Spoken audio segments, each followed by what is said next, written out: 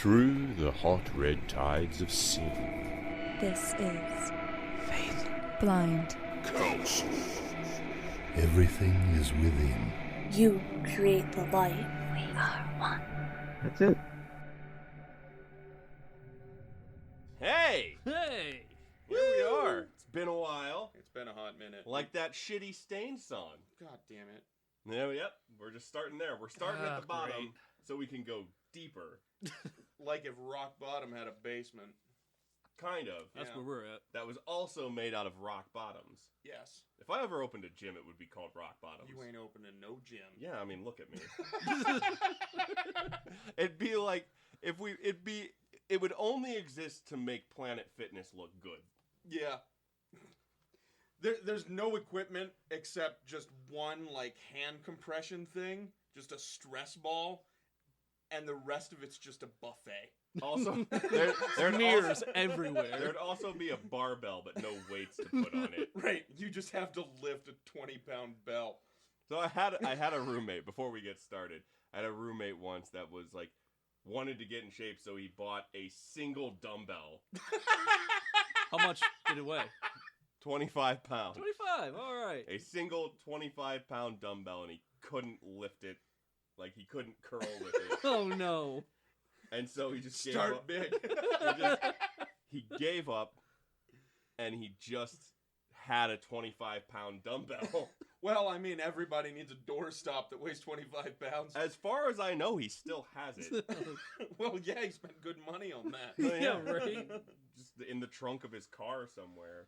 Yeah, for when it gets snowy, you gotta weigh yourself down with that 25 pounds. Oh yeah, I mean, I think most of the reason it's in his trunk is because he can't lift it out. Yeah. If I had to guess, I'm assuming you put it there. I didn't put nothing anywhere. Don't implicate me in anything. Oh, I'm just saying. Anyways, There's no we're way. here. It's an Yeah. episode of the Faith Blind Council podcast. I am Frauder Dreadnought. Frauder Yaramarud. I'm Dylan. I still haven't thought of a name yet. Yeah, it's fine, dude. Honestly, We'll get to it eventually. Yeah. If you want to do that, it doesn't really matter. Yeah. they're not important. No. Oh, I know I'm not. You just take No, Frauder no. Dylan. Frauder Dylan. I'm Frauder Dylan. I'm fucking around. That's just me. That'd be good. It's just I just put Frauder in front of my name, and now it's a magical name. No, I'm magic. Yeah. Fuck it, Doug. It'll work. This episode, we're gonna continue going over some of the stuff that we had covered in episode 2, which was our episode on Liber MMM. Yup. Liber. Liber. We're gonna go a little bit deeper into a few things on there, and then I probably dive into some stuff that wasn't covered in that. Yeah. So let's just go. But actually, no, let's not just go. That's a lie. First, we're gonna check in with you, Dylan. Oh shit. Yeah. Yep. See how you've been doing. All right. Well, the challenges that both of you had me do last time we recorded were, as you both said, extremely important. I've been keeping a journal like every single time now. And hey, would you guess what? I'm actually progressing instead Hell of yeah. progression. Maybe I should be Frauder Progression or Progressive. No, Yeah, I don't want the lawsuit. no, you And should definitely not. with yours, Yara, I got a token that I charge my energy into every time I practice magic and after. Nice.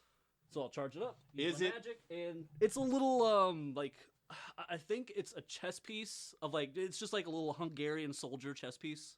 Is it from? So it's not from tokens and tickets. No, absolutely not. You failed me. Ah, damn it! But I didn't have enough tickets. Is it from Dave and Buster's? No, I got it Fuck. from a flea market. Is it from the wooden nickel? No. Does wooden nickel even still do Yeah. wooden nickels? I think so. Yeah, I'm pretty sure they do. Cool. Dude, when I went to the merry-go-round museum, that's how they traded for your free ride on the carousel. A wooden nickel. That's fucking I hate great. myself that I mentioned that I did that. No. They need to know. It's important. A wooden nickel. So Yeah. So the journaling experience, how's that been? Are you like? Oh, it's everything. Like it's like to the point where it's like if I fart during it, I'll write that down. Well, I mean, good. I It's appreciate not your necessary, meticulousness. but Well, no, I mean, I appreciate your meticulousness. That way Yeah. you're able to, see every variable, Mhm. variable, even if it's your errant bowel movements. yeah, You could it could also, be helpful. You can also use it as evidence that your flatulence are magic. Oh, yeah, that's right. Down the road, if you realize, like, hey, every time I need to do a lot of magic. It's time to start chugging cabbage. let me get some cabbage and beans. Get to fucking work. Get my hands dirty. Fucking hobo wizard. Yeah, Oh, yeah. I mean, you're not even at a certain point. You won't even need to burn incense. No, who needs that shit? You'll just need to boil some cabbage. This is my altar's underneath the overpass. Fucking his magus is Charlie Bucket. Just hang on. What are you doing? I'm making my magic dentures. So that's good. Yeah, It's no, great that's that you're good. progressing. That's Yeah, good progression's great. to hear. Right. So, as far as like progression, what do you mean by progression? Well, I stopped working with Dionysus and started using Prometheus. Well, you know how like the way I meditate, I use fire. Like that's my main way of doing it. Is just stare at a candle and meditate. Right. At one point, don't know how it happened. Just sitting there, just like, Prometheus. He's a pretty cool guy. Stopped meditating, started watching YouTube videos about him, and then just realized, wow, no, I didn't find Prometheus. Prometheus found me. He was just waiting for me to notice him. And then the second I did, it's just like, yeah, I'm gonna start, doing with that. The idea of foresight, compassion, he gave up everything to give man fire. Like it's noble. It's something that my morale is like, I'm 100% aligned with Prometheus. He's a fucking badass. All right. And as far as like results, how are you seeing those? Nothing too tangible at the moment, but one of those little fucking coins that I got from you, the divination things you toss. Yeah. Those I've been using those a lot, and like the questions I'm asking are a lot more like it used to be just me asking whatever I felt like, just oh hey, should I get a sub today? But now it's asking like, okay, well, this problem that I've been having in my life with my roommates not liking me doing magic, I've been asking Prometheus a lot about that, and the results are usually passionate. It's never like, well, you shouldn't stop for other people. It's just more of, you should experience what you want to. You work for you, don't work for them. Sort of ideas. It's just Kind of like, yeah, empowering you. yeah, it is. Very much so. It's like, fucking, thanks, Prometheus. Dog. Maybe that'll be my name, Father Prometheus. A little too much of a mouthful. Well, I mean, one of the things with names is you have to be able to balance, the actual like outcomes of it and all negatives, the pros and cons of each one. But we'll get into that future, whatever. You could be Frater Bob. Oh, That way you're Prometheus and Bob in it. God damn it, no. Dude, Prometheus and Bob was like That was- the best part of fucking Kablam, dude. It was like Yeah. the best part of that show. Word. That or Action. Oh, that's tough. That's Mhm. a tough one, dude. It's a toss-up. Yeah. I remember you, though, Dylan, talking about having issues with sleeping and Yeah. sigil making. How has that gotten? The sigil making is becoming a lot easier. It's kind of like secondhand at this point because I'm doing it every day. Like Dreadnought had originally told me I should be doing anything the first or second episode. So you guys were just like, yeah, you should be making a sigil every day. So Yep. that's becoming, I just fucking wake up and make a sigil. It's whatever. The sleeping part, it's still, I don't know. I'm purposely making it so I don't sleep. Like, I'm not drinking an energy drink before bed, but I'm not, trying to help. I'm not taking sleeping pills and laying down. Right. Okay. Just wanted to check on your Yeah. progress. Haven't seen you in a minute. So Yeah, it's been a second. With that, one thing that I found helped me when I was having trouble with sleeping, Yeah. which I mean I still do from time to time, but understanding like the magic that you can do like through dream magic will, if nothing else, motivate you to want to go to sleep more. Mm-hmm. Like, and not necessarily doing dream magic either. Like myself, for example, I just dream really, really weird shit. Hey, same here. So, like, I had a dream last night about I was in a cage match armed with a ladder, and the grand prize was a new Twix bar that was Limlom flavored, and Limlom was apparently the flavor of the Bill of Rights. So you've Tastes like been freedom. watching a lot of Rick and Morty then. No, I haven't. It's just made up words and fucking shit that seems really smart. Got it. Right. Well, and then another part of it is I remember Melissa Joan Hart gave me some couch scented incense.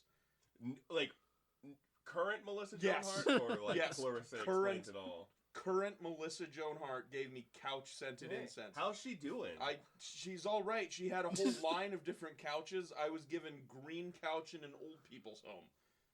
That would be pretty dope. We were talking about, speaking of which, so a lot of my herbs have been coming in for this like next thing that I'm going to be doing. Yeah. My apartment just smells like an old lady's house now. It's Just a lot of lilac and gardenia and a little bit of lavender. just all to cover up the scent of death. Yeah, the scent of death, old pizzas, and stale jizz. Just boiled cum. Better than boiled cabbage. It's just the worst. Such a rich cornucopia of scents. So to kind of get back on track, as far as journaling goes, have you been keeping track of your results that have been showing up at all? Yeah. Okay, cool. 'Cause Like, that was I one don't thing. keep down every single question that I ask, and I know I need to. It's just like the ones that stick out to me the most, or the ones that I write down, or at least remember. Like, there are times where I'm asking questions, like, just, question after question after question after question. I kind of forget some of them. Because I'm just so, enticed in what's going to happen, what's going to do next. That's fine. I would really say that it's important to write down your results. Yeah. Leave space. So what I do when I'm journaling is I don't use the back page. Like, I use the front part to write down whatever it was I was doing, whether it was a ritual or divination or whatever. Yeah. I leave the back part intentionally blank so I can write down my results later. Right, and That's a good idea. it's super important, and not just that, it's also really interesting to go back and read from the beginning what you had done, so that way you Yeah. can write down your results and everything, but also like what you had done to accomplish where you are now. And it's incredibly useful. I over the course of the last couple of years have been not as great as I should be, but trying to keep journals as best I can. And because of that, I was able to go and look at a work that I had done before I moved into the place I'm in now and look at the results from that and see how it ties into the path that I'm on now. And it was just this like this is the culmination of 2 years of like not necessarily active work, like big W work, but this is a seed that was planted that long ago, and it's now starting to come to fruition. Mm-hmm. So writing down those results is super important because you can look back at that kind of shit and be like, okay, if nothing else, it's a nice indicator of like, all right, this isn't all just random shit. Yeah, this isn't my psycho babbling. Like, this is there's something in here. There's a thread here somewhere. Yeah. It's really good to have. And then the sigil making. Are you doing different sigils every day? Are you trying to work with the same thing? Because I remember the last time we had talked about sigils. Both, but yeah, mostly a lot of my focus goes on to working with the ones I have been perfecting, since I've been starting. There are the big three, like I like to call them, that I use every day. And then a lot of the new ones are variations of it, or like taking parts of it and creating them into something entirely new, giving a new focus and intent into it. Just shit like that, just sigil every day. I like it. That's good. It's a fun thing to wake up and do. Yeah. If nothing else, it's just like something that allows you to be a little creative. Yeah. Gives you some time to just sit down with a pencil and just like, sit in my bed and some doodle shit. a bit. Yeah, I mean, it gives you an outlet. Yeah. It gives you something to dull the monotony of daily life. Yeah, and that's like, for me, it's something, even if it's not necessarily, I don't know what I'm doing with it, like, it's a good time for me to, like, get away from the computer, get away from Right. the TV and the phone and all of that shit, and just sit down and just sit and work on something. And, like, if you ever see the stuff that I draw, like, I can't draw for shit. But it's time that I can just kind of set aside to just fuck around. Yeah. And it doesn't matter, because, like, no one else is going to see it. Right? It's just your own personal thing. Yeah, I like it's- drawing maps. Just Dungeons and Dragon maps. Oh! Shit like that. I thought you were, like, sitting No, down not with a actually. Rand McNally I and, am like, not We're cartography. fucking big in Estonia. I love it. I'm All gonna- those peaks. We're drawing Brazil today, bitches. Yeah. We draw the Amazon with fire. Oof. That's Sorry, terrible. sorry, guys. Sorry. It's terrible. Too far. Too Bad. far. Don't light the Amazon on fire. We need that. It's the For lungs stuff. of the earth. Yeah. Well. Speaking of which, quitting smoking. Yes. Ooh. How's that doing? Yeah. So about 2 weeks after I had quit smoking, Right. I had one drag of a cigarette at the bar. And it was the most disgusting fucking, like, how did I do this for 14 years? Which, for context, we had Dreadnought had approached me in order to do a ritual to help him with his smoking cessation, and so in order to do so, I had invoked the demon of tobacco, basically to teach him a lesson. And in that, you haven't really smoked since, right? No.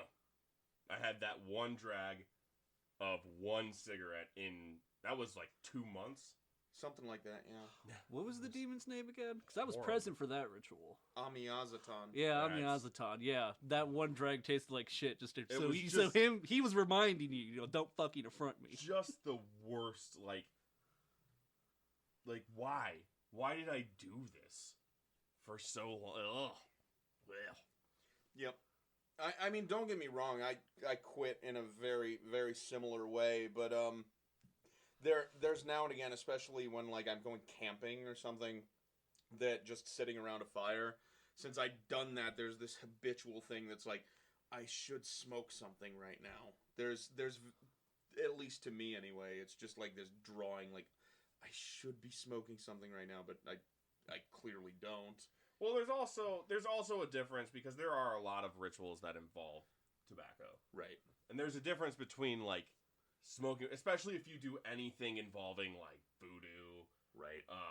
anything involving work with demons or anything like that. There's a use for tobacco. Right, it's a in very, ritual. very powerful ethnogen and herb, magically. But, yeah, there is a different setting of time and place, and it's part of the whole separating the magical from the mundane. Yeah, and it's one of those things where, like, since I've done that and I only use tobacco for ritual now, anytime I do, I get a nicotine buzz, which I'd forgotten what those feel like. That is probably the most... I don't know the word I want to use here. One of the most intense, like, drug buzzes that you can get. Because you get, like, all of the feeling like that body buzz. Right. And none of the sloppiness. Yeah. I can appreciate that. None of the, like, I have lost agency. You know what I mean? Yeah. Like, you still maintain your agency, but you have that, like, crazy fucking focus for 10 minutes or whatever. I'd forgotten what that felt like because my brain chemistry was so, like, dependent on nicotine that, like, my brain literally forgot what an overload of nicotine can do for you as far as focusing for a few minutes. Right, So- which helps great with, like, divination, scrying, whatever. Yeah, it's fucking amazing. Speaking of sigils, we're going to go right back to that. A couple episodes ago, we had talked about the most common way that everybody thinks of when they think about crafting a sigil, which is you write out your statement of intent, you cross out any vowels, any repeated letters, you use that to create a picture of something vaguely magical, and then you kind of iterate on that until it's unrecognizable. Yep. Then you have your sigil, and then you charge that sigil, usually through gnosis, and then you discharge that sigil, or banish that sigil. which is usually burn it or whatever, and now you have a charged sigil for whatever it is that your statement of intent was. You can use sigils for fucking anything, right? So today we're going to talk about a couple of different ways of crafting sigils. So the first one I want to talk about is the mantra method. And I think these are actually in MMM briefly. But the mantra method is a little bit different. Well, it's actually a lot different. It doesn't involve any drawing. No, it's basically an auditory sigil. It's Auditory, so it's purely Yeah, sound. I get that. It's just I've only been doing it the one way, so exactly. So we're going to introduce a couple of other ways to do sigils. So the way you've been doing it, which is writing your intent, taking out double letters, vowels, that kind of thing. Yep. That was basically perfected by Austin Osman Spare back in the early 20th century. And then it was taken from that and then utilized by chaos magicians as the concept of chaos magic spread through, like, the Temple of Psychic Youth and Illuminates of Thanateros and stuff like that. Austin Osman, his book, because did he write a book about it, or there's a book called Practical Sigil Magic. Yes, which I don't think is his book, but it's basically it's heavily influenced by Spare's work. Right, and if I'm thinking correctly, the book that he introduces his sigil work in was the Book of Pleasure, and that was from 1913. So it's been a hot minute, but it was the concept of creating sigils in that way was done by Spare and in that book. yeah. Back in the 20s? 1913. 1913. There's also I would highly suggest reading Practical Sigil Magic. Yeah. It's only like 80 pages. Oh no. And it covers all of the stuff that we're about to talk about, but it also is it's a very succinct kind of method. It's really, really good, and you could read it on a break at work. Like, that's my 30 minutes. Yeah, super easy. Anyhow, that method is the most common one. Let's get back into kind of the auditory method. The way the auditory method works is, at least in the beginning, and the way that I do it when I work with the auditory method, is you still write out your statement of intent. But then, instead of getting rid of vowels, you're going to get rid of your consonants. Keep the vowels and just remove all the consonants. So that, and it's going to sound kind of like this mushy nonsense. Exactly. You're going to get something... Like you're pretty good. Spot on. You're literally going to get something that sounds like that. There are other ways you can look at it. You can keep certain consonants in as long as they're not hard, like L's. Yeah, liquids, L's, R's. Things like, basically anything that doesn't cause you to fully close your mouth. And you're going to find a way to repeat that until there's a rhythm to it. And then that becomes your mantra. You use that mantra to charge the sigil. And then you banish through a traditional banishing. Or, like, you could do the way I typically do it, which is you still get rid of all the vowels and the repeating letters, and you're left with just consonants, whatever, and then you throw vowels in, like, willy-nilly, however it makes... Just jumble the letters up, add vowels however you want, so, like, let's say you have, like, MRTZ, you could jumble those up to, like, TMR, or TMZR, so then TMZR, just throw in some vowels, so you have, like, Tumraz. And then just, there you go. There's your mantra, Tumraz. That's To pretty measure. fucking cool. Or, yeah, to measure. Whatever vowel sequence you want, just something that you can repeat. Which that has interesting ties back to kind of how, like, Hebrew works. Yeah. Hebrew uses diacritics in order to list their vowels. Just their writing system itself doesn't really necessarily have vowels in and of itself. It's based on context and diacritics. Diacritics. Diacritics are marks above and below, just like Okay.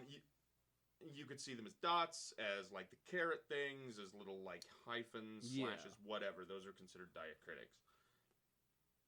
So little symbols that Yeah. change the sounds of things. And whichever way you get to it, the point is you have a system of making a sigil that doesn't involve you having to draw something out. Yeah.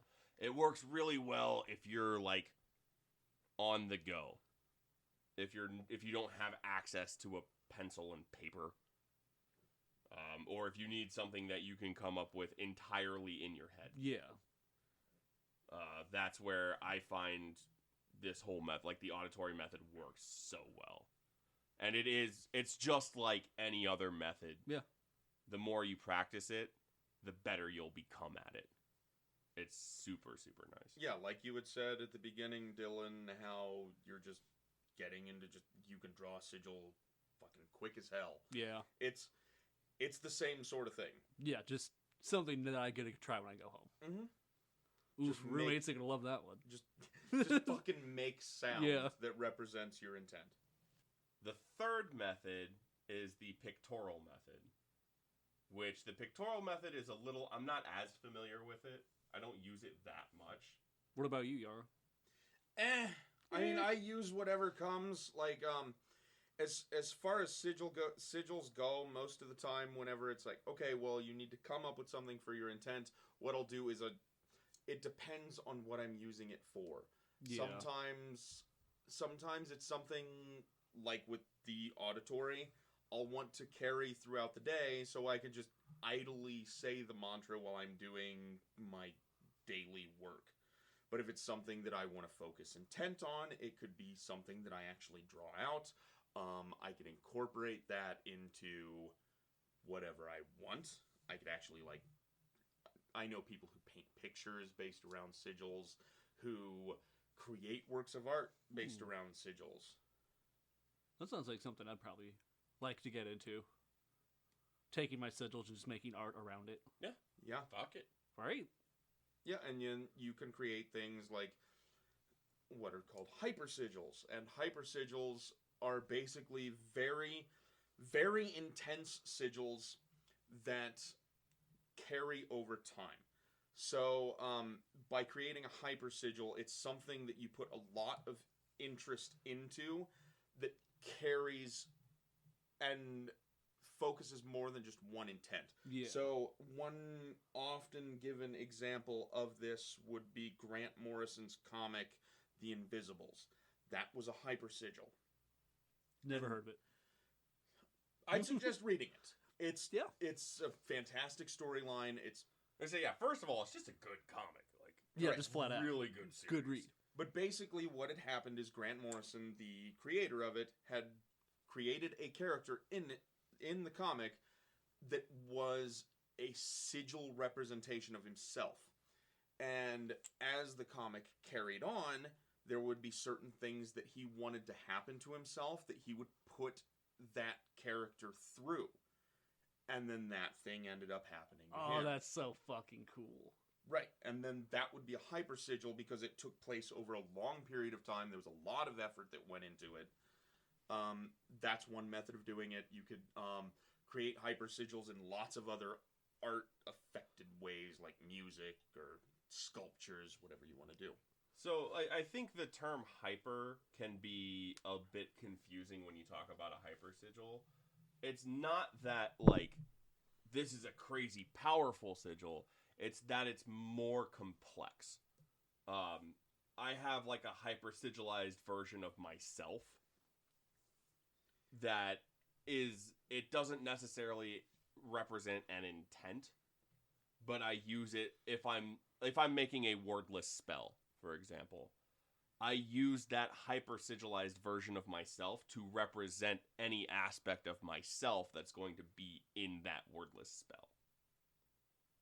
So because of that, it's more complex than a typical sigil. Yeah. Like if you have, as Dreadnought has, a sigil of basically yourself, you could create a further hyper sigil on, or that being the base hyper sigil, you could create more things based on it by adding to that. So say your basic hyper sigil representing yourself is like the letter T or something. You can create more things based around that in order to make that sigil more complex and add more meaning to what you're wanting, but it's reflecting those changes upon yourself. Damn, that's a bit to take in.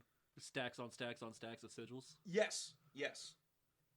But to get back to the pictorial method, which we had started talking about, and then promptly kind of, it's, for me, like I said, personally, it doesn't play a huge role in when I do sigils. But the most common way that I think of the pictorial method is, say you have joint pain, your fucking knee hurts, and you want to make a sigil that my knee doesn't hurt anymore. You could make a regular sigil, like, and by regular I mean like the more common, like statement of intent. My knee doesn't hurt, and you cross all the stuff out and blah blah blah. Or you could make a picture of a human body with an esoteric symbol that would represent healing or whatever, and put that over the knee of the human body you had just drawn. And that's a sigil for my knee doesn't hurt. Or I don't have headaches anymore. You can do stuff like that. That's the most common way that I think people think of a pictorial sigil. Basically, when you think of the horror trope of a voodoo doll, which honestly, within voodoo, most of the time the dolls are used for more beneficial things. So I used to have one for myself, and you could also consider that just like a hyper sigil kind of thing. I had a doll that I had sewn and filled with, my fingernail clippings and my hair and that kind of thing. And I kept that as a representation of myself. And if there was some sickness that I had or a pain that I had, what I would do is I would use white pins, so just like pins with a white bead. Plastic head or white bead on the top, and I would say a prayer or a psalm over that needle, and then I would put it in the part that bothered me. And sometimes I had pain in certain areas, and I'd put it through, and that pain was gone within about 10 minutes. Oh, fucking nice. Good results. But that's typically what people think of. That's what I think of when I think of a pictorial method. Yeah. But it's just like any other method of creating a sigil. You can use it however you want. Could you use your own body as the... I would not recommend it. Probably safe. I don't want to put, pin needles in myself. Go to an acupuncturist. Acupuncture. Yeah. So... there's that problem solved. Wow, you can do that. You could go to someone who's actually trained to do it rather than just shoving rusty needles in yourself. But I mean, it also applies not just to your, you want a sigil that protects your house. Yeah. You could make a sigil with your statement, blah blah blah. You could draw a picture of your house with a circle around it. That's a pictorial method of making a sigil of protection for your house. Yeah. That easy, right? Pretty, pretty straightforward, like that. It's just a matter of which method kind of resonates with you more. And not necessarily that, whichever one the situation calls for. Yeah. And as you progress through chaos magic as a technique, you'll find that I can use any of these. Yeah. I'm not limited to one or two. Yeah, and it's a matter of okay, all other things being equal, which one makes the most sense? Which one makes the most sense? Which one's easier for you? Which tends to align with your own results? You could do the auditory one and create mantras left and right, but hey, that one doesn't work for you so well, so don't do that one so often. So just whatever works for you. Yeah. And it goes back to the main theme of this entire show. You're only going to know which one works best for you by doing all of them. Mm-hmm. Do it. Do all of them. Do them repeatedly. Do it hard. Measure your results. See which one actually comes up with results. Which one works best for you.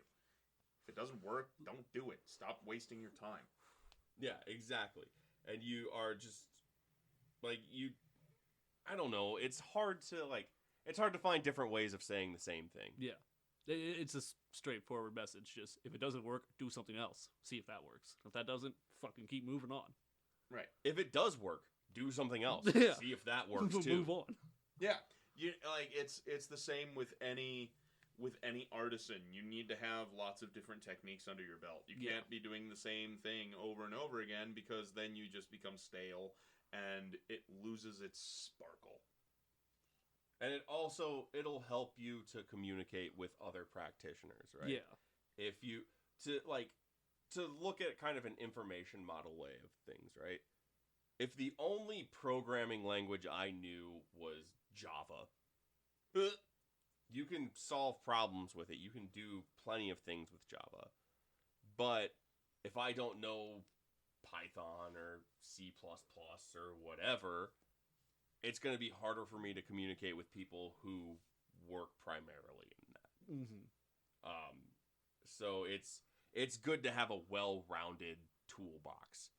If the only tool in your toolbox is a hammer, everything's going to look like a nail. I don't know where that quote comes from, but It's a pretty good one. It's a good one. But yeah, you need to have a lot of tools in your tool belt. Yeah. And that's the sole reason we have this podcast, is to offer you lots of tools and challenge you to do lots of different things. It wouldn't be a very successful thing if all we did was, okay, you're making sigils now and forever, and that's all you're going to do, the end. That's stupid. That's a dumb way of approaching things. Expand your repertoire. So I think that leads into the next point that we want to talk about, which we should do after we take a quick break. Sounds good to me. We'd like to take a moment to thank our sponsor, Welcome to Paradise. I know from personal experience that it can be really difficult to get the occult and ritual tools you need to continue or even begin your practice. Welcome to Paradise is an up-and-coming occult supply store that was created for magicians by magicians. Each and every item is either handcrafted or personally vetted by one of the practicing occultists that make up their team. Not only do they offer ritual and magical tools, Welcome to Paradise can also provide you with detailed tarot readings, occult-themed bone art, pendulums, one-of-a-kind rosaries, or even basic magical kits to help you on your journey through the great work.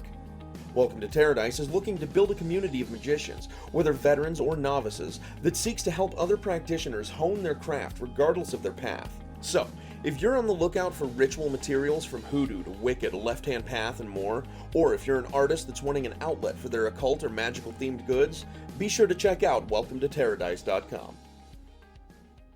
Right, so We're back. we're going to go into something that's a little bit different now. We had talked about it kind of segueing into having to adjust your practice and how your practice is going to grow and change over the years that you're doing it. Which leads into one of the most fundamental things of chaos magic as a technique. Paradigm shifting. But before we can really talk about paradigm shifting, I think we need to go over again what a paradigm is. We had talked about it on our very first episode. Basically, a paradigm is just a set of beliefs. Yeah. Think of it as like a philosophy or a way of looking at the world. And not even that. It could be just a method of practicing. It's a very nebulous word. It is. And the reason that you use a word like paradigm over talking about like Christianity as a paradigm versus a religion. The paradigm aspect of Christianity is just the practices. It's just the techniques that are in there. It's not necessarily the core beliefs. Or at least the way that I would view it is, if you view it as a paradigm, you're putting those techniques and those practices above the core beliefs. Whereas you can see how the beliefs influence the practices. I'm losing the train of thought here, but like No, that's I kind of see what you're getting at. It's basically putting It's putting the technique before the dogma, and it's not necessarily following the beliefs so much as following the practicing tenets. So, like, take Christianity for example. The paradigmal view of looking at it is not so much the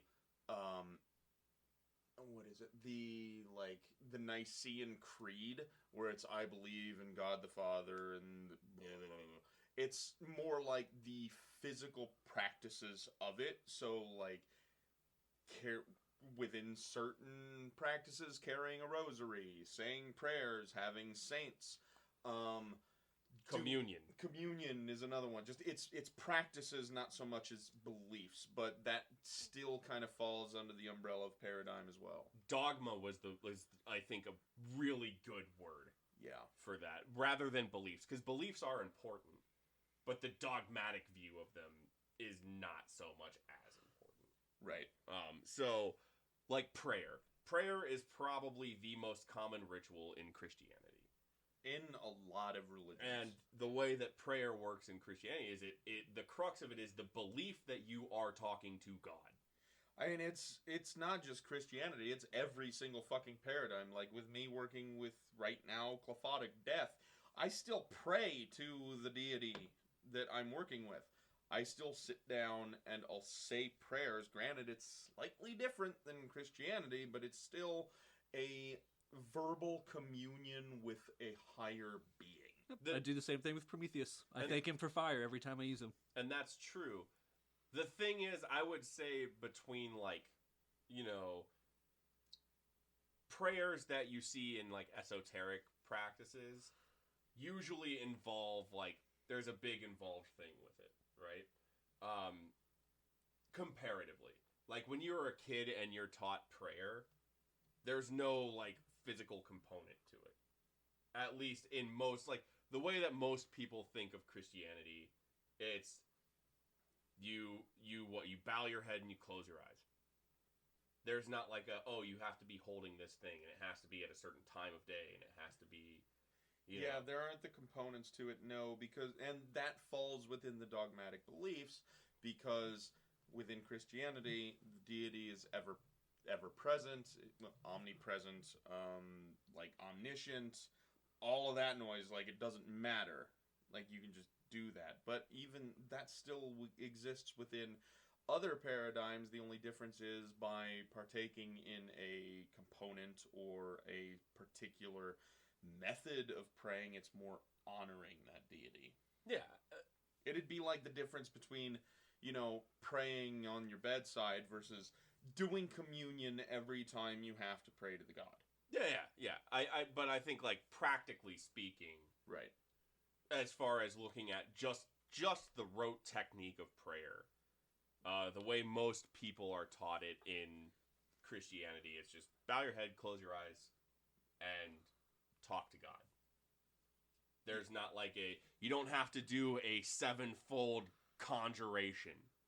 You don't have to, like, say all of this giant stuff. The closest thing there is to that is the Lord's Prayer. Right. But it's most, like, the way you're mostly taught is bow your head, close your eyes, talk to God.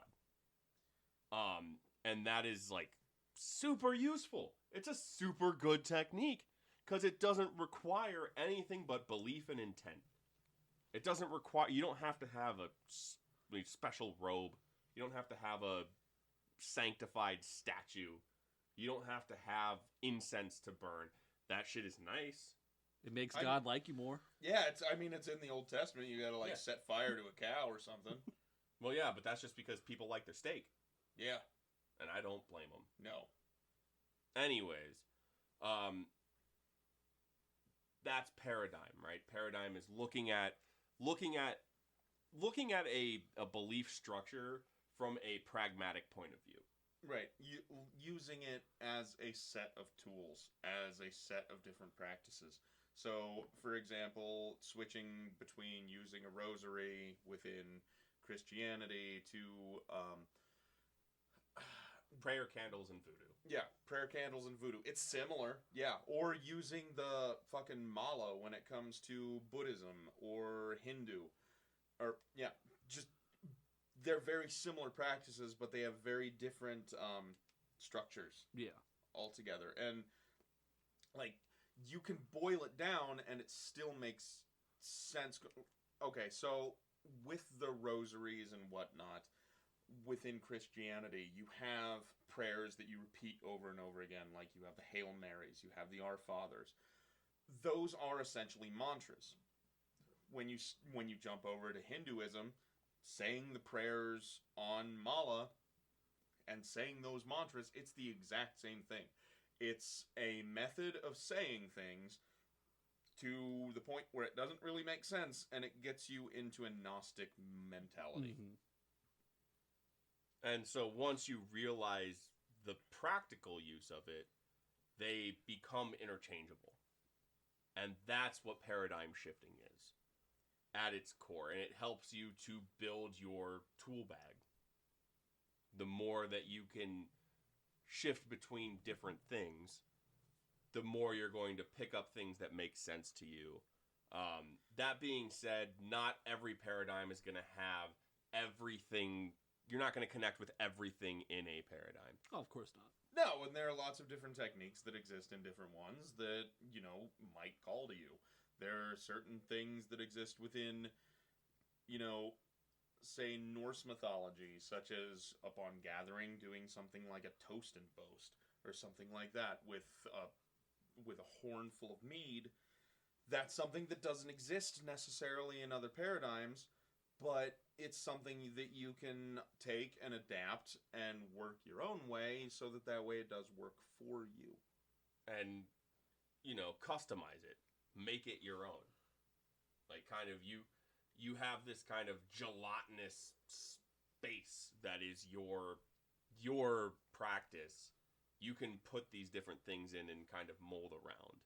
Right, so say with Norse, they didn't really have the practice of rosaries. But if you want to do that, if you want to take a fucking set of beads and say prayers to Balder, just doing the same thing over and over again, that's what you want to do, that works. Yeah, if that's cool. your intent, go for it. Yeah, go hard. Yeah, mix, jumble it, do whatever. Yeah, and the thing is, you're taking things and making them work. Yeah. Right. And then you discard the things that don't. That's the other important part of paradigm shifting. For example, I jive with the Discordian aspect of not eating hot dog buns on Friday. No, I don't jive with that. And it's only eating them on Friday. Yeah, that's right. But some of the so garbage. The thing with Discordianism is you're basically venerating the importance of chaos, and disorder. Yeah. One of the core tenet of Discordianism is don't believe anything you read. To include Principia Discordia. Don't believe any of it. But it's about kind of first of all, it's poking fun at organized religion and all this dumb shit or whatever. But there are cool little things in there. One of the things is you can't eat hot dog buns because buns backwards is snub, and it's a nod to the original snub of Eris. That's fucking stupid. I like hot dog buns. I'm going to keep eating hot dog buns. Yeah. But at the same time, there's also the rule of 5, which you could take, that everything boils down to the number 5. Everything does. Yeah.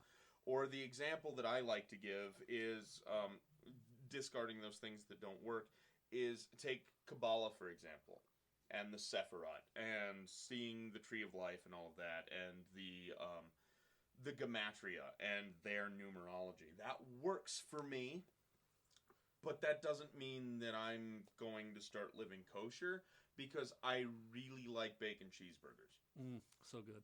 Pork chops are delicious. Right. I'm not going to give that shit up just because some other part works for me. I'm going to discard that which doesn't work and work with what does. Yeah, and just work with it. Yeah. And, set your pigs on fire. Right. And then eat them. Oh, so good. Because pork chops are delicious. Exactly. So, I mean, within any paradigm, what I do within my own practice is I take a full fucking dive into it and practice nothing but that for 1 to 2 years and do an intense study and practice on nothing but that, so that way I learn the ins and outs of it, and then move on to something else. Yeah. Partially because I get bored with that paradigm. Partially because it's like, after about 1 to 3 years, I think I've learned about all I can with that, so I'm going to move on to something else. Yeah, start fresh. And even if it's not all you can learn, Right. it's all of the useful stuff. But that doesn't mean that I can't jump back into it. Yeah. And that's the thing, because now you have a familiar base of, I can jump back at any point, like, oh, someone wants to do this voodoo ritual. Oh, I did voodoo for a year and a half or whatever. I can, all right, cool. No, I'm with you. Like, you've got that kind of, you've acclimated to that in a sense that it's now easier for you to shift back into. What I typically do, or did up until recently, and I'm starting to, like, over the next year or so, I'm going to be doing more of Yara's method of diving in and just doing this full thing. Yeah. But mine was very quick, cursory, pick up a couple of books and read those books, find techniques in there to try those techniques out, and keep the ones that work and get rid of the ones that don't. Yep, that's what I'm doing right now too. It's just like shifting over from Dionysus to Prometheus. Like, I was only on Dionysus for a couple months, if that. I'm probably gonna go back to it as well, but I'm just like, well, maybe I want to pal around with my boy Prometheus for a bit. We're having fun. Yeah, but you're still within the whole concept of Greek. Yeah. So, I mean, you could paradigm shift and just, like, jump over to Shinto. Yeah. I want to do that Old so Mesoamerican. bad. I want to do like a year and a half long dive into like pre-World War II Shinto. Okay. Oh, It yeah, would be no, that's fucking bad. It would be so wild. Then fucking do it. I have to find someone that's willing to be my godhead. Like, that's... I don't know, like, Ron Perlman? No, you, like... So one of the things with Shinto is the person who's the godhead has to accept and recognize that they're the godhead. So Mick It's- from the gas station? What? Mick from the gas station? No. Well, Trump just said he was the chosen one. So. Yeah, no, I'm not hey. doing that. Okay. Not... Nah. Hard pass, Trump fans. Nah, that's cool. I'm not praying to that dude. It's an option! He has Yeah. enough people praying. I'm with not him. praying to someone who will not use a tailor, first of all. What That's fucking fair. scum. Anyways, I have to find someone that I'm cool with enough to be like, hey, do you want to be my god for like a couple of years? It'll be fine, don't worry. It'll be fine, don't worry. It's alright, I can think of a couple people whose egos are so inflated. Yeah, no, we're good. We're okay. It's I've got this. Like, I work with one of them, like, you probably talk to that guy. Nah, we'll get to it later. It's fine. Anyways, paradigm shifting, like the idea of like, okay, you're working with different gods, but they're in the same yeah. in the same pantheon, right? Yeah. So you're using the same basic techniques. Yeah, just hopping over from, one part You're- of the pantheon to another. Yeah, you're just, especially when it comes to polytheism, you're just doing the same paradigm. You're just Yeah. you're just Focusing my changing the intent on focus, something yeah. else, yeah. Now, there are certain aspects of like polytheism that I could see as paradigm shifting, like in the sense of you have like a pantheon, like okay, I am doing like Greek mythology and I'm praying to these gods and blah blah blah blah blah. Well, I'm gonna shift it up and now I'm only praying to dead titans. Fucking Titans were the shit, though. Well, I mean, there's also the whole thing with the Eleusinian mysteries within Greek, and then following that and doing like the Orphic hymns and all of that shit, you could still switch over to Discordianism, and it's still sort of within the same. Yeah, paradigm. it's not as violent of a shift as if you were to take that and then like, okay, well now I'm going to do Zen Buddhism. Yeah, or doing like the fucking Shinto, and then all of Yeah. a sudden we're switching over to the Azande beliefs. Or like Mesoamerican gods. Right. Or anything Maybe like I'll that. try them out next. I really like blood, and so did they, from what I understand. It's there's so many different ways you can go, and it's a thing of like it's important to do to kind of step outside of yourself. Yeah. The more that you see this works and this also works, something from Greek mythology works literally just as well as something from fucking Gnostic Christianity works. These two things, it leads you into that, like, there is no absolute truth. Because all of these things work. Everything's a little bit true. Everyone got it like 5% right. Right, and I think it was Plato who had said something to the effect of, there is one river, but there are many tributaries. Mm-hmm. So there are lots of different ways that still lead to the same effect.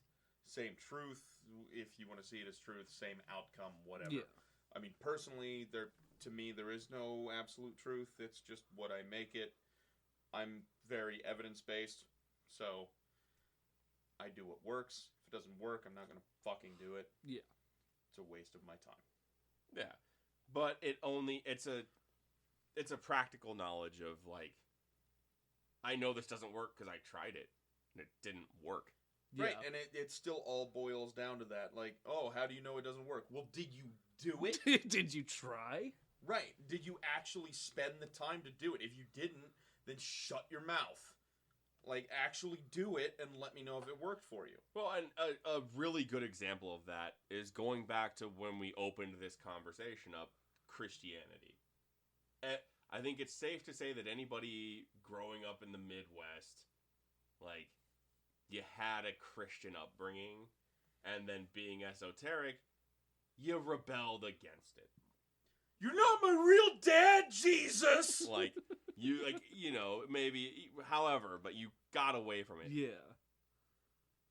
But what I've found is, like, that Christian technique, like that, not like Catholic technique, but like the, like, contemporary Christian technique of prayer works for me. Right. Like, just bow your head, close your eyes, talk to God, whatever God happens to be. Right. That works for me. Is it stupid? Yeah. Does it work? Yeah. So I'm gonna keep doing it. Right. Like, that's something where, like, you're gonna find things that seem stupid, but if they work, they work. Right. It's just like we've also talked about the difference between my practice and Dreadnought's practice and how we developed from a very beginning. And myself, I started off just fucking reading books, and I knew no one else, and I just did the shit that was in the books. And so I had nothing else to base it off of, so a lot of my initial work was based on ceremonial magic, so a lot of my current work still is very ceremonial and very in-depth and all of that shit. It doesn't have to be, no. Like, my day-to-day practice is very, very flippant, very quick, very much just top of my head. But when it comes to doing something that has gravity to me, there's going to be a lot of research that goes into it. Yeah, a lot of ritual building as well. Right. Yeah, and it's, whereas, by contrast, the only thing I read that had any real practical application to my practice for 3 or 4 years was Liber MMM and Advanced Magic for Beginners. So that was what informed my practice for the longest time. Which was, okay, make a sigil. Alright, cool, that worked. Dope. Neat. Like, there wasn't a lot of, like, you have to know all of this stuff, and you need to be able to fucking tie all of these things together for symbolism and why it all works. Like, yeah, fuck it, no, this thing works. It does what I want it to do. Right, but when you start off reading the fucking, like, 16th century grimoires, like the 6th and 7th book of Moses and the sacred magic of a Bremel and the Mage and all of that shit, then it's like, well, okay, this is what I have to do in order for it to be efficacious, so I'm going to have to do all of these fucking steps in order to do it, and so that's what my shit is for big things. When it comes to, like, little basic day-to-day things, it's very simple. And there have been several times when I've just wanted something offhand, and so I just draw a little sigil in the air and just cast my energy into it, and it works. Yeah. It still works, so I'm not going to knock it versus, spending months doing something. For me, when I think of, like, those big things where Yara's making these big steps of, like, I have to do all this stuff, and it's a 6-month process, and my answer to that was, like, okay, just make bigger sigils. Like, literally just make, like, physically bigger, more complex sigils. If it's a bigger, more complex ask, make a bigger, more complex request. Like, that's literally how my practice was for years. And it worked. It was fine. It got me out of one of the worst situations in my life. But that doesn't mean that other shit doesn't work too. Or I guess is kind of the best way that I would put it. Is like it's like food. All food is going to fill you up. Which one do you like? I like drinking extra virgin olive oil. I like olives. Just drinking it. Pure fuel. Yeah. I don't need anything else. It's essential oil of the olives. Yes. We need to make essential oil of the hot dogs. Yeah, we're gonna fucking boil hot dogs and make essential oil of hot dogs out of some nasty fucking dollar store slurry. $5.99 on the website. It's gonna be. It's gonna be so good. I hate myself for thinking about it, but I'm gonna do it. And we need to make hot dog hooch too, See that one? because we're trash people. It's gonna just. Oh god, someone's going blind from hot dog hooch. imagine that fucking emergency room visit. What did you drink? I drank fermented hot dog juice. Well, you deserved this. All right, this guy clearly doesn't have insurance. I want you to turf him. Get him out of here. Just get rid of him. He clearly doesn't have somewhere to live. Probably didn't even give us a real name. What's the address for Under the Bridge? Oh god, it's gonna be amazing. So that's paradigms and paradigm shifting. A very quick overview. Yeah. That. Are we really ending on hot dog hooch with paradigm shifting? Yes. Sounds That's your good. paradigm. Fucking worshipping erotic hot dogs. Do you have? I don't know why I added erotic in there, but it's in there Because it's now. phallic shaped. dude. Yeah, that's fair. Obviously. Yeah. Anyways, did you have something you wanted to add? No, not really. Frauder I just Dylan. really like the idea of fermented hot dog juice. Yeah, so did I. That's Oof. why I'm gonna make it. Please do. I'll go blind and live over to the bridge. Oh god, this is so good. What happened to you? The hot dogs.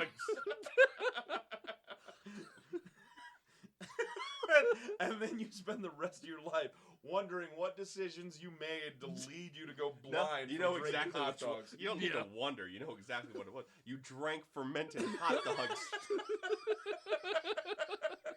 You drank hot dog water that had sat in a trash bag with some tomatoes Oh no. for fucking a month or whatever it is. Yeah. Oh. Fucking hot dog. Get you Bruno. fucked up though. Well, how long can I ride this train? I'd say about 4. Ever? About 6 minutes.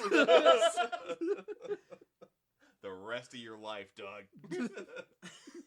So I think this is a good point where we stop, take another break, and then we'll come back for other developmental creation things. Yeah, we're gonna take a break, have some hot dog water. It's Fucking chugging Egregores, man. disgusting. We would like to give a shout out to the Chaos Coven, or Church of Nothing. The Chaos Coven is a Chicago-based chaos magic working group led by Naya Ein and Ninov. They host workshops every third Saturday of the month from 3 to 5 p.m. at the Occult Bookstore in Chicago, Illinois. Considered by some to be the oldest spirit shop in the world. Each class is pay as thou wilt with a $15 suggested donation. You can find the Chaos Coven and the Occult Bookstore on Facebook or occultbookstore.com. So I guess we're just gonna keep going. Yeah, fuck it. Just chugging along. It's a good place to go, right? Just forward. Or So whatever. we've covered sigils, where we've moved past paradigm shifting, and now we're on to servitors. Yeah, which are kind of the next step up from sigils, which are kind of I guess you think of them like concentric circles, I guess. I mean, you could see it that way. I see it as kind of like a slightly more complex algorithm or slightly more complex AI, I guess. Like a flowchart. Yes. Very much like a flowchart. So with sigils, you have something that's very one-track minded and everything. It has a goal. It's going to continue to it regardless of what happens. But if there's an obstacle that gets in its way, you're kind of fucked, and it might not be able to work around that. However, with a servitor, it has a slightly more complex AI, I guess, so it can start working around problems. So I think one important distinction to make is that with sigils, there's an argument to be made. Like, sigils can definitely be viewed as their own entities, but servitors definitely are. Yes.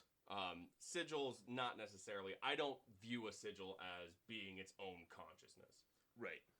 A servitor, definitely concrete is. Yes, it has its own consciousness, but it's not very well developed. So I guess you could see it as having the consciousness of, say, like, a beetle or something, I guess. So, like... Or like an ant. Yeah, or like an ant. So it's a very very simple, yet extremely more complex than, say, like a single cellular organism. Mm-hmm. If it's presented with a problem, it can work around it. So, like, going around the wall, or like figuring a way out over it, Yeah. under it, Or through it. Through it. Like, so the way that I kind of think of it is that if a sigil is like a dummy missile, right? Back to the explosives. Yeah, always.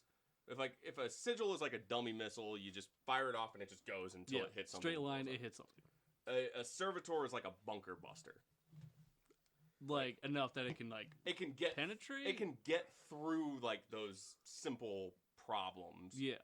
But it still doesn't have like. There's not like a complex way of solving that problem. It just like headbutts its way through it. Right. If Or it's just not like walks around it. If it's not a headbuttable problem, a servitor is probably going to have issues with it. Yeah. But not nearly as many issues as the sigil. Yeah. Sigil's going to be, like, it comes against an obstacle, it's like, well, fuck, what do I do? Stop. That's what I do. Quit. I just stop. And I think one thing, in my experience at least, is like with a sigil, when a sigil doesn't work, it just doesn't work. And you're just kind of left there like, well, Dick in hand, trying to figure out what you did wrong. Is it still, should I still be waiting? Should I be trying something else? When a servitor isn't working, it's much easier to tell. Right. When a servitor isn't working, because you have to feed a servitor. It's its own consciousness. That answers my question. By creating a servitor, it is active for as long as you feed it. Right. So as long as you give it attention, give it, like, consciousness, give it whatever it needs in order to continue, it will continue. So like my Tamagotchi pet?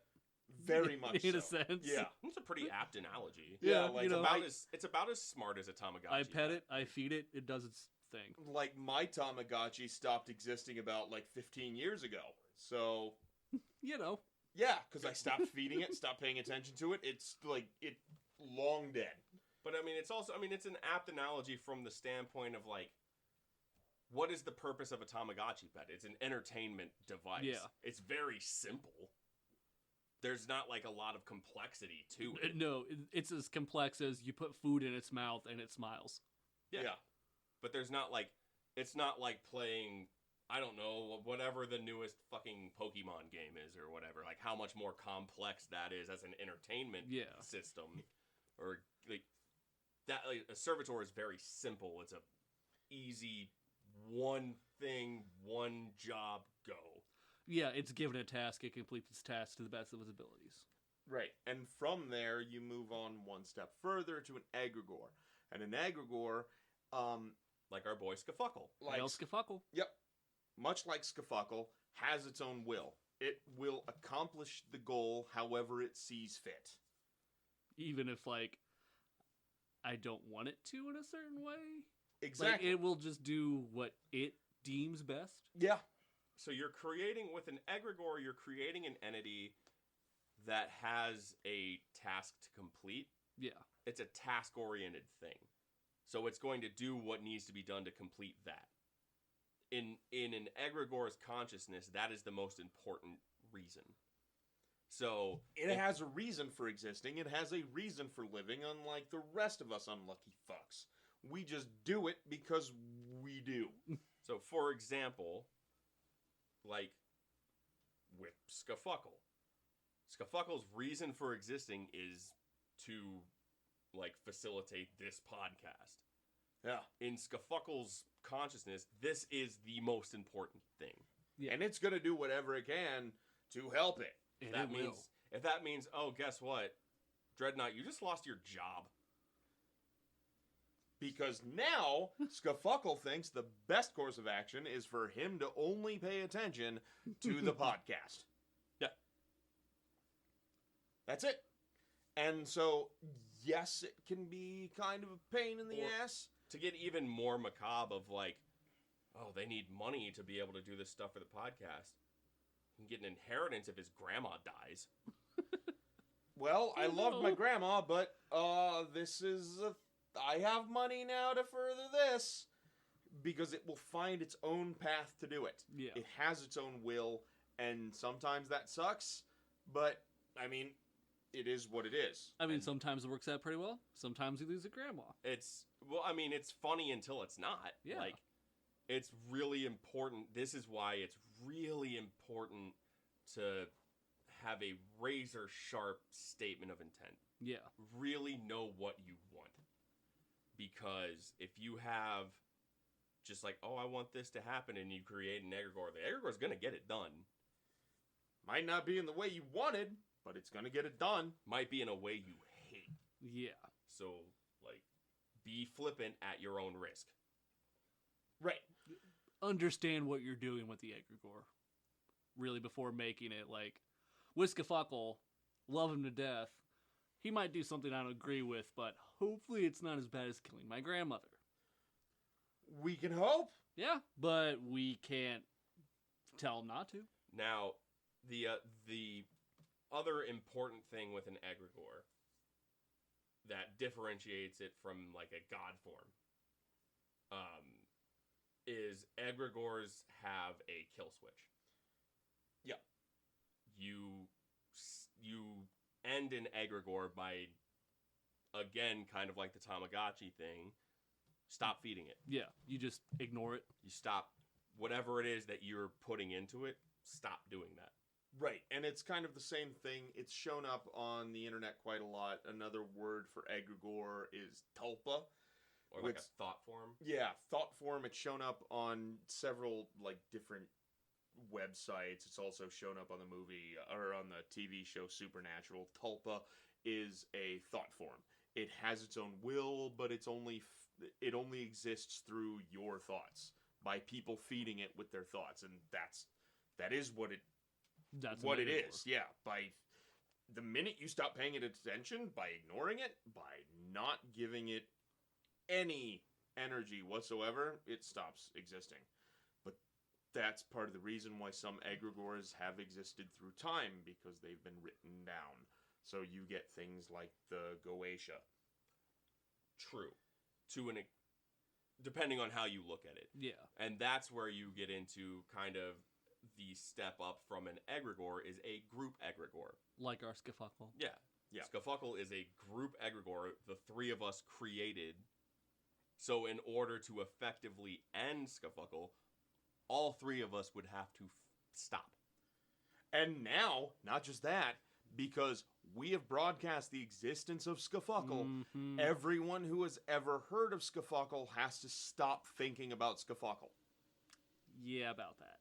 Yeah, that's how that works. That's, well, guys, how does it feel bringing Skafuckle into reality? He's pretty great, right? We love him. Yeah, absolutely. Yeah, he's a good dude. And that's like, that's where that comes Yeah. from. Like, that's a group egregore. And then, I guess the most simplistic way to then kind of translate that into a god form would be a group egregore that got really out of hand. Yeah, you can't really stop it. You can stop it in the same way. Just everyone stop thinking about it. But it's been so pervasive throughout history, throughout all of its influence, that it has a will of its own and you can't control it. It has its own goal, not a goal that you want it to work towards. It has a goal that it will accomplish. And you have to basically appease it. So this could be anything from any god that you have thought of, like Yahweh or Ra, to even modern things such as Ronald McDonald. Money. Yeah, money. So these are all things that have their own will. They have their own goals, they will accomplish their own, and they'll help you as long as it coincides with their goals and as long as you appease them. Just processing the idea of a god form like Ronald McDonald. That's a good example. Like that's an icon that's just so pervasive through American culture, honestly, world culture at this point. That really is a god form. Get everybody to stop thinking about Coca-Cola. Not gonna happen, bud.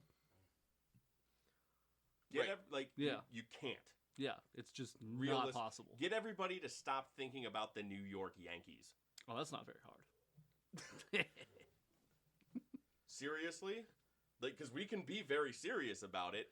Yeah. The New York Yankees symbol is like the third most recognized symbol in the world. And you could say symbol, you could also say sigil. Yeah. It is a sigil. That's a good point. You, like, that whole thing, there's a line in a Jay-Z song, I made the Yankee hat more famous than the Yankees did. People don't even associate that with sports. Yeah. At all. There are people around the world that see that and like, oh, that's just New York. They have no concept of it being associated with a baseball team. Yeah. Yep. Get everybody to stop thinking about that. Like, that's a god form in a modern sense. So, it's a very tricky thing. Generally speaking, people don't create god forms.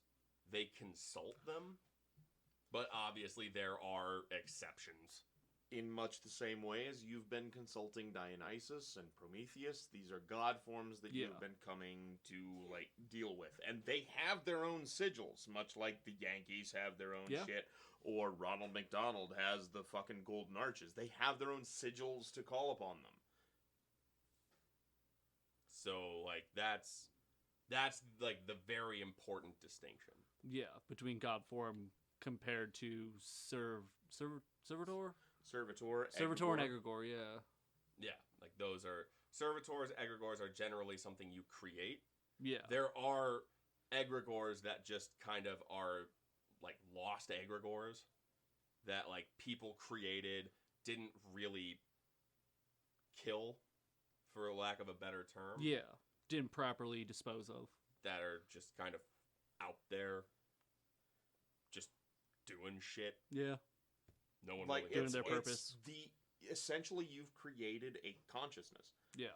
And that consciousness can either end in a way that kind of goes with nature, in a very basic form, like it's reached its end, it's all come together, all of the ends have been tied, and it pieces out, or it doesn't. And things can be left unfinished, and it's still fed by outside energy, much like with Goetia or calling upon any other, like, demon form that's been created. Like, for example, okay, with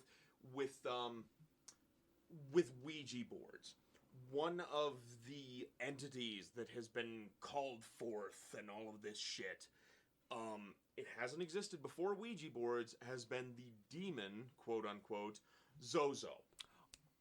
heard about him. Yes. Creepy motherfucker. Right, but it didn't exist before Ouija boards. And that is an egregore that has existed through that. Through the concept of Ouija boards that has spread through others. Really? Yes. Holy shit, It has its own will. It's going to do its own thing. But until we stop paying attention to it and saying, well, that doesn't mean shit, It will be there. It will continue. Question, is it possible for an egregore to kill itself? Like, is that something that it can, in its own conscious thought process, do to itself? It could, maybe, if it's its own will. Yeah. Okay, so in the sense of that happening, you'd have to create an egregore with the intent of it killing itself. Possibly, yeah. Yeah. Okay. That's actually a really good question. Yeah, I mean, it's just something that seems kind of counterintuitive. Yeah, it's pointless. You wouldn't create a thing where the intent is, oh yeah, kill yourself. You wouldn't you wouldn't create a suicide bot. Yeah. True. I mean, you can. You can. It's not I don't know why. impossible. It doesn't want seem to. productive, though. I mean, It seems like a waste of energy. there's a challenge for you. Oh boy. Make a suicide egregore. See Oh. what happens. All right. All right. I'm gonna be sad.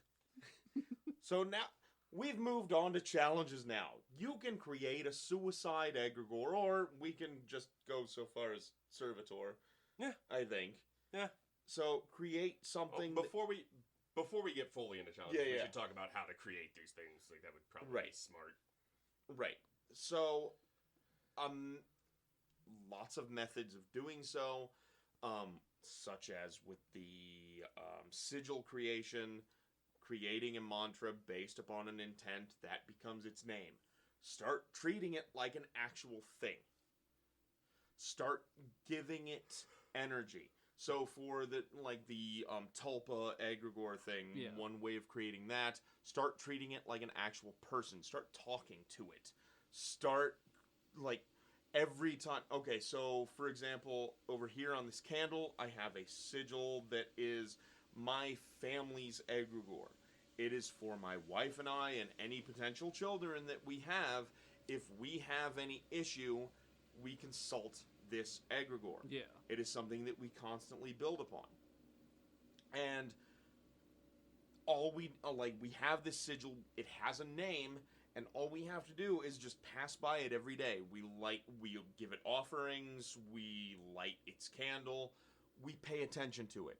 We keep it living. Ways to give it names are through the mantra thing. Lots of other ways to give it names. Oh, yeah. Through scrying, through divination. Just make one up. Yeah. Yeah. You can just make one up if you want. Right. Or, for example, like how we did with Skafuckle. We had a group egregore. We all came up with different syllables and threw them into a hat, and we drew some syllables out. And we came up with Skafuckle. And from that, we designed its sigil. Just individually. Like, you drew something, Dylan, you drew something, Dreadnought, I drew something, and it built upon that, and it created Skafuckle. And Skafuckle is its own thing now. Skafuckle is a living thing, and we've given it energy, we've paid attention to it, we give it offerings, and we've shared it. Everyone listening to this right now has heard of Skafuckle on a few occasions. The other thing to understand is generally with these servitor egregore, you'll have some physical representation. Yeah. With Skafuckle, we have a sigil. Sometimes you might make a fetish, a doll or something that you would use. That would work as another kind of emergency fail-safe.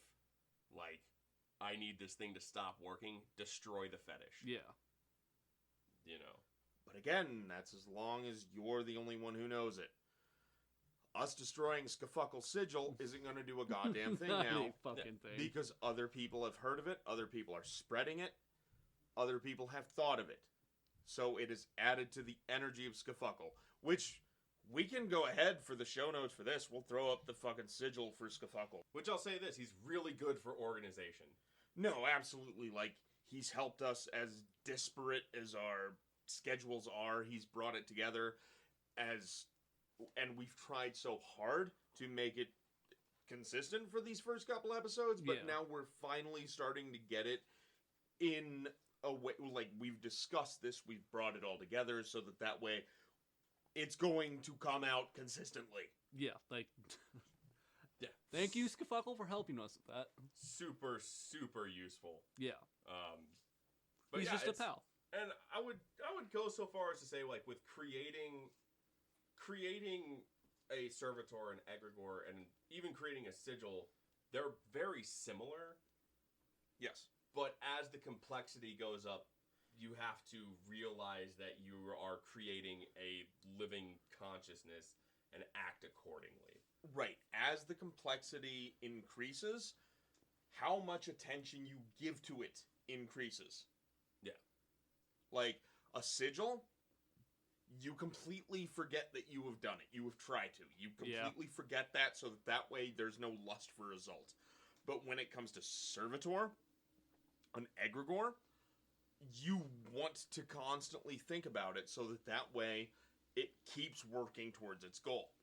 Yeah, the results that you made it for, you actually do want to see. You want to see the result you made a sigil for as well. Yeah. The difference is with an Egregore or a Servitor, you want to constantly think about the Servitor or the Egregore, not necessarily the result that you want to see. Right. So it's like, say you have a child. You don't want to see this as a, I want them, or some end goal is I want them to achieve this, I want them to get this degree, and I want them to achieve this job, and they're going to keep doing that. No, you just treat them as an individual. You don't see an end goal with them, even though there kind of is one. You still want to see them succeed, but you treat them as an individual, and you still work with them. So, like with, again, my family Egregore, I have a sigil for it, and I'll give it offerings. I'll just talk to it sometimes. It's been like, hey man, this is how it's been going with our family. Is there any way you can help with this? That'd be great. If not, like, we'll follow your lead. Like, you're here to help us out. Yeah, so it's you want to treat it very much like that. And I know we keep kind of going back to that, but it's a very important point. Yeah, like it is, You wouldn't have a pet and then just fucking neglect it unless you're a piece of shit. Like, so don't do that with your Egregores. Right, I'm going to think of Egregores now, and I really want to see Egregore fighting. Like with dog fighting or cockfighting, just with Egregores. I mean, yeah, that would be okay, I guess. We should do that at a later date when I have more time on my hands. Here's what we do. You create an Egregore to... The purpose of it is for there to be more blue cars in this town. I'll make an Egregore for there to be more red cars in this town. You make an Egregore for there to be more, like, yellow cars or whatever. And I'll also invite the Chinese gamblers. We're making money off of this fight. But Number one, why do they gotta be Chinese gamblers? Yeah, because they make the best gamblers. Wow, that's very okay. reasonable. I'm so sorry, all the provinces of China. Okay, never mind. You backpedal on that one. God damn it! Why did we bring you here? I don't know, because I'm hot mayonnaise. You are hot mayonnaise. Just boiled mayonnaise. So good. Anyways, that's how you solve it, right? You get 3 people together with one thing that has 3 different, or however many outcomes, right? Right. And then you just see whose Egregore is doing better. Yeah. That's an Egregore fight. That sounds alright. I mean, we could do that, but I don't have the time to spend on it. No, I'm saying just in general, that's how you do it. Yeah. We'll do it as like a side project. Maybe. At some point. Eventually. In the future. Or we'll just get other people to do it. Yeah, we'll have other people do our dirt work for us. Fight for our entertainment. Be our fighting cocks. It'll be fine. It'll be okay. So let's move on fully then into challenges for this week moving forward. Yes. So the last challenges we have were daily journaling, sigils. Yeah. It was journaling and getting a new tool for my altar. Oh yeah. Yep. There we go. Yep. So we got those. Let's move on to the ones we want to see you do moving forward. So between now and the next episode, Dreadnought's already laid out his one for you, which is a fucking... An actual paradigm shift, if I'm correct. Stepping away from the Greek paradigm and doing something else. No, I thought it was the suicide. Yeah, servitor. make a suicide. Oh, servitor. you want me? Okay. Also, in addition to that, stop being racist. Just Okay. no more Chinese people jokes. Can I use German people? No. They're my own people. I can. No. Nice try. We've done nothing wrong. Nothing. Nothing at all. All right. You want to backpedal a little bit faster? I'm gonna come out and say it. I know it's not a popular opinion. The Volkswagen. Oh, Awful. come on. Dude, Awful. German early engineering ones- at its finest. Yeah, I mean, if you want to burn the shit out of your leg. Yeah, it's totally cool. What, you don't like burning your leg? No. You don't like a little hot foot? No. Nope. No, I don't. So, So, my challenge for you is what you had mentioned. Get out of Greek. Pick a weird paradigm. Make it odd. I think I'm going to do Mesoamerican. here's what we'll do. Yeah. All right. You have until the next episode to think of one that you want to do, and you bring it back, and that's when you'll reveal it during the next episode. Okay. If it's dumb, if it's not different enough, If it's Roman. we're giving you one. And you're not going to like if we give you one. Oh, I know I won't. So you have time, contemplate, I have meditate, about a month to look around. I can browse paradigms, you know? think of what you want Yeah. to work with. If it's not different enough, we're gonna give you one. Which will 100% be very different. Way different. Oh, And yeah. you won't like it. I mean, I'm not gonna say that because I don't know what you do and don't like. But it you will guys be- will figure something It'll out. be weird. Very, very. Yeah. different. It'll be okay. And then Dreadnoughts. The Suicide Servitor. Yeah. Just because I like. Now I'm interested to see what happens Yeah, with it's that. like, alright, so I'm going to create something, and then it's going to kill itself. That's the whole purpose of Yeah. it. I can work with that. And just like, I'm interested to see. What, Yeah, I results. might just do this myself. Right, no. I kind of want to do it myself too. Let's make some very We'll all three sad do it. servitors. Yeah, we can all three do it. And we can compare results. Right, okay, so with the Suicide Servitor... Is it going to be a servitor or an egregore? Servitor. Servitor. Okay. Egregore Does- is gonna like that can hold potential to really like. Does Yeah, that it could be have dangerous. to have a specific goal? To kill itself. That's it? Or Good does point. it have a goal to accomplish and then kill itself? Let's go with accomplish a goal and then kill itself. All right. You know, All right. so it's not something as simple as, you know, I'm going to make this with the sole and purpose of it killing itself. Haha, that was fun. Or No, I it has I could a task. easily come back and like, oh yeah, I totally did it. It's Yeah, murdered. you know, Yeah. it And killed I itself. Didn't haha. actually do anything. Yeah. Yeah. I mean, it Well, see, accomplished that's- the one goal. See, that's killing weird itself. because then like my goal is like I'm gonna make a servitor that kills your guys' servitors. And then kills Oh, you itself. dick. Because then it's like Then we bro, just come if back. if you guys both come back like, dude, it didn't work. I'm like, yes. Then we just come back in a month and say like, yeah, dude, I totally did it and it's murdered and we actually all didn't do a fucking thing. Yeah. Yeah. I know it's weird. So yeah, well, it's come up with a goal, a like tangible goal for a servitor that you think would be appropriate for a servitor. Create that servitor, have that servitor do that with the added stipulation of when you're done, just kill yourself. When you're done, just, gargle a bullet. No, don't do that. You don't shoot yourself. because you'll statistically flinch and fuck it up.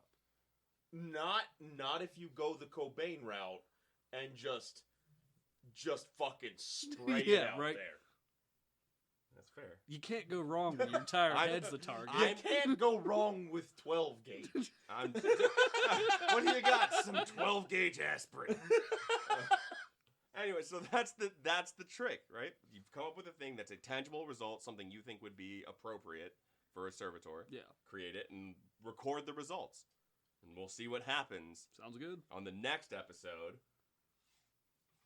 Of Faith Blind Council. Ooh, Hails it's gonna be weird. I can feel it now. Weird. It's gonna be weird. It's gonna be really weird, and I love it. It's gonna be awesome. I'm Though. half-mast right now. Yeah, so we're gonna get out of here. Big thanks again to our sponsors. Yep. Nike, that good Adidas, shit. Puma, our sponsors. No, like way cooler than that, dude. Yeah. Big thanks to Skafuckle. Yeah, hail Love- Skafuckle. Hail Skafuckle. Hail Skafuckle. All right, we're gonna get out of here. We'll see you guys soon. Peace.